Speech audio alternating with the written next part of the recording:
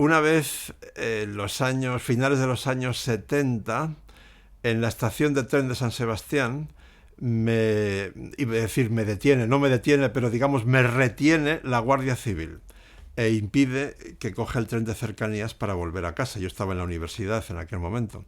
Y entonces empiezan a registrarme y encuentran revistas rusas de ajedrez.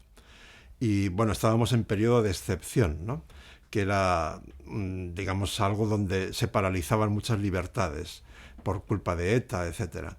Y entonces cuando ven las revistas rusas de ajedrez, se asustan y creen que eso es muy sospechoso y que vete a saber lo que puede ser eso. Y bueno, me retuvieron como, no sé, cerca de media hora, 45 minutos, hasta que alguien, supongo que algún jefe, les dijo, pero si estos son revistas de ajedrez, ¿por qué retenéis a este hombre? Y ya me dejaron en paz, ¿no? Viajar antes era mucho más una aventura. Hoy la mayoría de los viajes no son una aventura porque está todo muy automatizado, pero lo que no ha cambiado es que sigue siendo la mejor escuela de vida. Incluso en los viajes que no tienen nada de aventura, es decir, que lo único que ves es aeropuerto, taxi, sala de prensa, sala de conferencias o sala de torneo, taxi, aeropuerto, incluso en esos viajes aprendes mucho.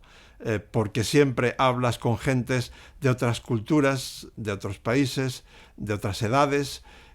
Siempre tienes la oportunidad de ver, aunque sea desde el taxi, cómo fluye la vida en una ciudad determinada. De pronto, en una sala de prensa en Nueva York, te encuentras con un periodista indio al que no has visto desde hace 12 años. Es decir, la globalización tiene un lado bueno, sin duda alguna. La automatización y la tecnología sofisticada tienen sin duda un lado bueno. Es cuestión de que le saques el jugo a ese lado bueno. Y viajando mucho, pues puedes beneficiarte de la parte positiva de los avances tecnológicos, ¿no? Si tuviera que resumirlo en una sola palabra, leer, pero leer en un sentido muy amplio. Es decir, leer tanto periódicos de calidad como libros, pero bien seleccionados, como en Internet. A veces navegando por Internet, si tienes un buen criterio desarrollado, puedes encontrar cantidad de información, ya sea escrita o ya sea audiovisual, realmente muy interesante. Y últimamente tengo un tercer canal, digamos, de escuela de vida, de enseñanza de vida, que es mi nieto. Porque claro, ver crecer a un bebé, ver cómo cada día ha aprendido cosas nuevas, te vas de viaje durante una semana y a la vuelta ves que ha aprendido una barbaridad, ves que su pensamiento se va formando poco a poco, se va hilvanando. Eso es sumamente estimulante y además te enseña cosas, ¿no? Si repasamos las causas de todas las guerras, tragedias, genocidios y desgracias de la historia de la humanidad, además de los intereses económicos, que con mucha frecuencia están siempre en el trasfondo, en realidad encontraremos muchas veces tres cosas: nacionalismo, religión y racismo. Las tres tienen un factor común, es que carecen de una base lógica. Es decir, ser nacionalista radical no tiene ningún sentido porque uno no elige dónde va a nacer. Si el lugar de nacimiento es totalmente aleatorio, ¿qué sentido tiene hacer del lugar donde has nacido algo muy importante en tu vida? Otra cosa es que tú decidas preservar una cultura. Eso, por supuesto, es digno de elogio, pero siempre y cuando se haga de una manera moderada y eso no sea lo más importante de tu vida. El racismo, bueno, no tiene la más absoluta base lógica. Todos los seres humanos son básicamente iguales en su composición genética. Las diferencias son tan pequeñas que el color de la piel o cosas parecidas, bueno, no tienen ninguna importancia. ¿Cómo es posible que se hayan matado a tanta gente simplemente por las diferencias en el color de la piel? Y la religión es lo mismo. La religión se basa en la fe. La fe no se puede demostrar. Por tanto, si no se puede demostrar, no puedes llevarla muy lejos. Es muy respetable que tú creas en lo que tú quieras creer, pero si no puedes demostrarlo, ¿cómo puedes convertir eso en algo muy importante por lo que eres capaz incluso de matar? Entonces, una vez más resulta que el ajedrez, que es puramente racional, es justo lo contrario, de lo que no tiene ninguna base lógica, pues une a todo el mundo y no importa ni tu raza, ni tu religión, ni tu nacionalidad, porque el ajedrez iguala a todo el mundo. Y por eso cuando Alfonso X el Sabio, en el siglo XIII, dice: el ajedrez es una magnífica herramienta para la buena convivencia de musulmanes, judíos y cristianos, estaba sentando las bases de lo que debería ser una buena convivencia en el mundo hoy, en el siglo XXI. Y por cierto, la Federación Internacional de Ajedrez aglutina a 190 países hoy. Creo que solo el fútbol, el atletismo y el baloncesto tienen todavía más. Sevilla, 1987, última partida del cuarto duelo Kasparov-Karpov por el Campeonato del Mundo en el Teatro Lope de Vega. Después de 2 meses y medio de duelo, el marcador está con el máximo de emoción y Televisión Española, para quien yo había presentado un programa diario durante 2 meses y medio, de pronto decide retransmitir en directo la última partida entera. Fueron 4 horas un viernes, se aplazó, y 2 horas más el sábado.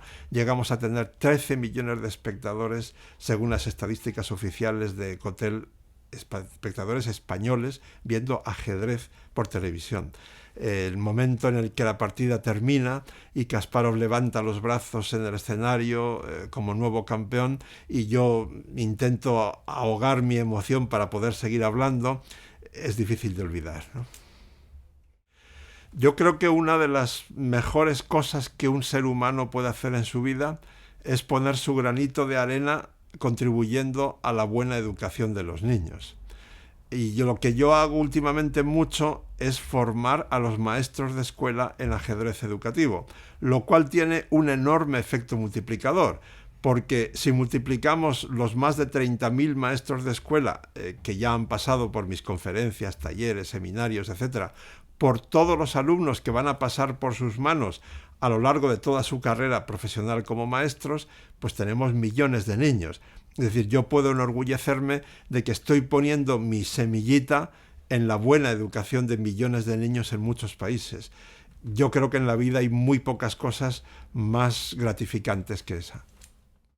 Pensar bien es, ante todo, enfriarte, no pensar demasiado en caliente, porque eso suele ser peligroso, ampliar la visión de las cosas, intentar tener diferentes enfoques de un mismo problema, intentar salir fuera de la caja. Es decir, normalmente pensamos dentro de los límites, de los marcos, del sentido común, en fin, de la objetividad, pero a veces lo que interesa es salirte de esos marcos, dar rienda suelta a tu imaginación, y entonces seguramente vas a ser mucho más creativo. Eso es pensar bien, siempre y cuando luego seas capaz de volver dentro de la caja.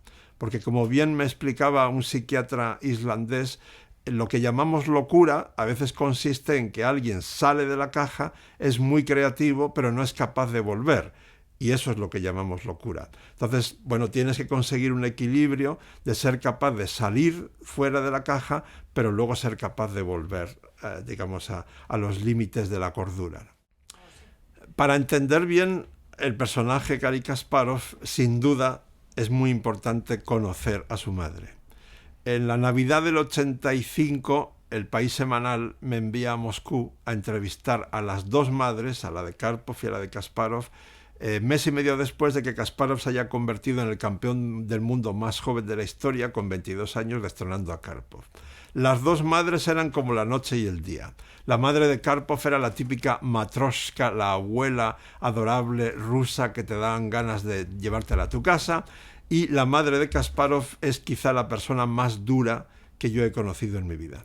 Entonces yo estoy entrevistándola, la grabadora en marcha, ella está hablando, y mientras ella habla yo pienso: Leoncho, tienes que bajar el nivel de esta entrevista, porque esta mujer lo está elevando a un nivel casi místico, y eso es excesivo para el lector medio del País Semanal. Entonces, cuando acaba su respuesta, yo le digo: Clara Shagenovna, por favor, cambiemos de tema. ¿Qué hace usted en su tiempo libre? Y me mira con ganas de asesinarme, como si la hubiera insultado muy gravemente, y me dice: ¿tiempo libre? Usted no entiende nada. Mire, ser siempre el número 1 es sumamente difícil y duro. Y por tanto, vivir por el placer de vivir es algo que ni mi hijo ni yo comprendemos. Recuerdo que mi primer pensamiento cuando escuché esa frase fue: cualquier envidia que yo pudiera tener de Kasparov se me acaba de borrar de cuajo, porque yo no quiero ser el hijo de esta mujer. La autocrítica, la capacidad de reconocer que te has equivocado. Eso que es dificilísimo, casi imposible de encontrar en nuestros políticos de hoy, no solo en los españoles, en casi todas partes, ¿no? Me parece increíble que un político no comprenda que salir ante las cámaras a decir: ayer me equivoqué en esto, y por esto, y debo hacer justo lo contrario, pido disculpas, lo único que está consiguiendo es ganar un montón de votos. Hombre, si lo hace todos los días, obviamente no, pero si lo hace cuando se equivoca, de vez en cuando, eso hace ganar votos y no lo entienden. Bueno, yo creo que es una de las cualidades que mejor adornan a una persona, ¿no? La capacidad de reconocer cuando se ha equivocado. En el ajedrez humano, sin duda alguna, la belleza es hija del error. Porque si tú y yo jugamos una partida, yo cometo un error y entonces tú encuentras una combinación muy brillante, creas belleza para castigar mi error.